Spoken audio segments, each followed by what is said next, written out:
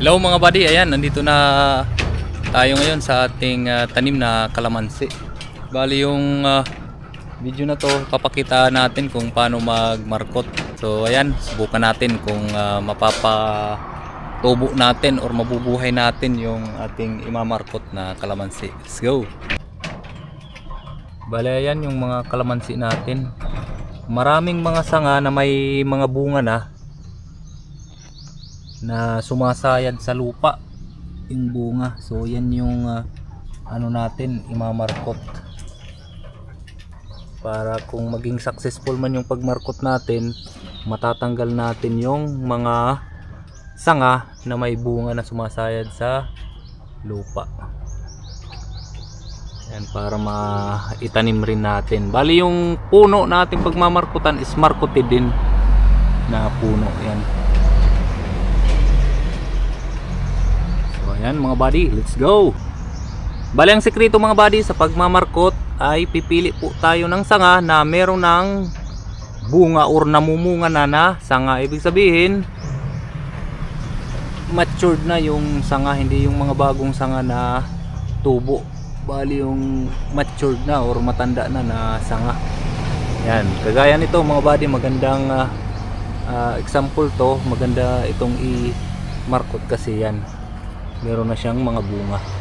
Bali dito tayo mag kakaskas. Tatanggalan natin ang balat, and then lalagyan ng garden soil, babalutin ng cellophane ng ice water. Yan, hinati natin yung cellophane ng ice water at saka tatalian natin ng straw. Bali ganun lang po. Yan yung mga materials na gagamitin natin, at of course gagamit tayo ng kutsilyo or yung gamit natin ngayon yung ating scalpel blade. Kayo nang bahala kung kutsilyo yung gagamitin nyo. Ikat na natin dito. Bali yung tatanggalin lang natin yung balat ng kalamansi. Tapos yung haba ng ating tatanggalin ay kahit mga 1 inch lang. Bali first time lang natin mag markot mga buddy. Nakapanood lang tayo or nakapag-aral lang tayo sa YouTube Academy.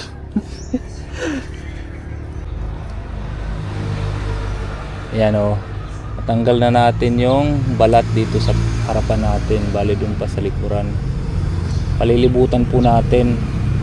Tapos kung may umabot na kayo sa portion na may madulas na dito na parte ng kalamansi, kinikis-kis lang yan.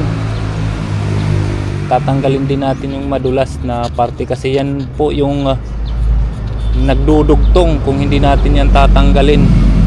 So hindi lalabas yung mga ugat kung meron pang natitirang mga madudulas na parte ng balat ng kalamansi. Kailangan natin tanggalin yan.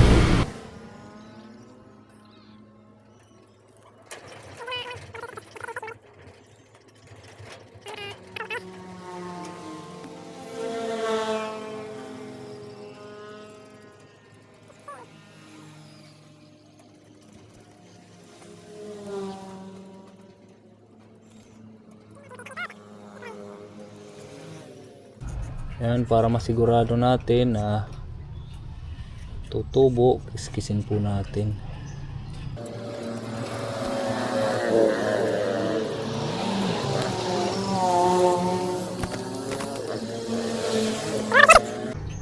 Tanggal na natin.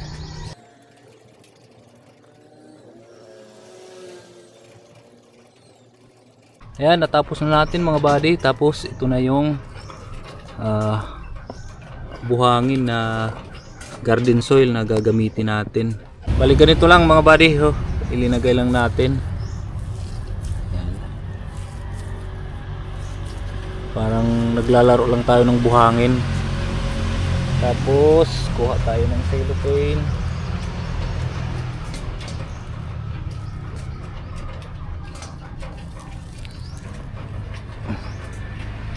Yan. Ito yung itatapal natin dito sa ating tanim sa ating binalatan na sanga ng kalamansi.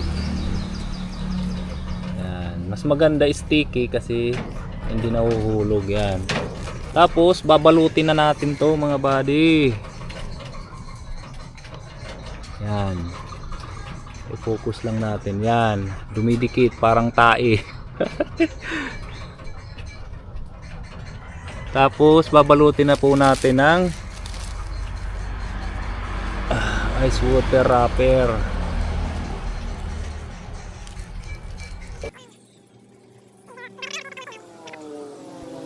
Kailangan natin mag-practice kasi magandang libangan yung pagkakalamansi mga buddy. May pera sa kalamansi. Hindi lang marami, pero kahit paano magkakapera ka dito. Kung makaka-jackpot tayo. Tapos kung marami-rami yung magiging tanim mong kalamansi.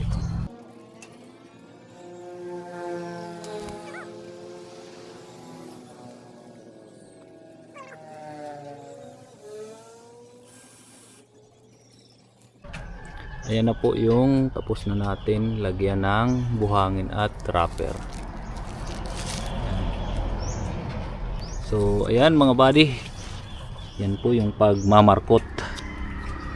Base sa ating napanood, sana maging effective or mapatubo natin, maglabas ng ugat or mabuhay natin. Yan yung purpose natin. Ayan mga buddy, yung kalamansi natin na minarkot. At yan naman yung mga sanga na minarkot natin. Bali 5 lang yung susubukan natin. 3, tapos yung 2 andito sa kabila. Ayan. Yung sa ilalim yung isa, tapos ito dito. Bali 5 sanga yung minarkot natin. Bali experiment lang natin to kung kaya natin mapatubo or tama ba yung ginawa natin ng pagmamarkot. Experiment pa lang to mga buddy. Subukan natin kung tama na yung ginawa natin para sa mga susunod. Kung mapatubo natin, lumabas yung sanga, yung ugat nating mga minarkot, ay dadagdag pa tayo ng mga imamarkot. Meron pa naman tayong isang puno dito. Marami din na mga magagandang sanga, malulusog na mga sanga, malalaki at namumunga na. Tapos doon din sa ating kalamansian, mas marami tayong pwedeng mamarkot doon. So ayan, sana tumubo at of course makita din natin kung ano yung magiging pagkakamali kung meron man sa ating pagmarkot. So ayan, abangan na lang natin mga buddy sa mga darating na mga buwan. Medyo matagal-tagal ata to bago lumabas yung ugat kung mabubuhay man. So ayan mga buddy, hanggang dito na lang. Bye bye.